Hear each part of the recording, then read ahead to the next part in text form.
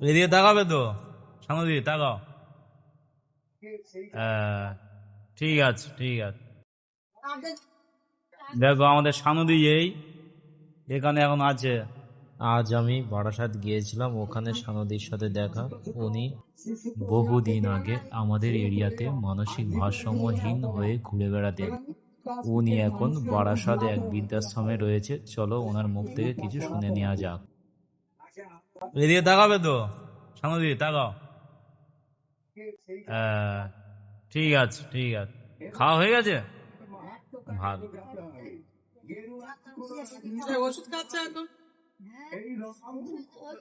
উনি মানসিকভাবে আগের তুলনায় অনেক সুস্থ আছেন। হ্যাঁ, শরীর ভালো আছে এখন।